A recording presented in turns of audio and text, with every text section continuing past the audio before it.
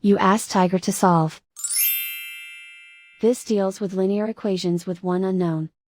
The final result is p equals -1/2. Let's solve it step by step. Simplify the expression. Expand the parentheses. Multiply the coefficients. Simplify the arithmetic. Group like terms. Combine like terms. Group all constants on the right side of the equation. Subtract 8 from both sides. Simplify the arithmetic.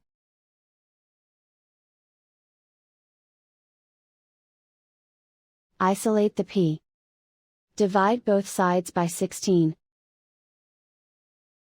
Simplify the fraction.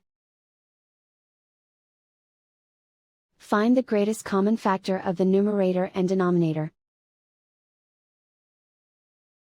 Factor out and cancel the greatest common factor.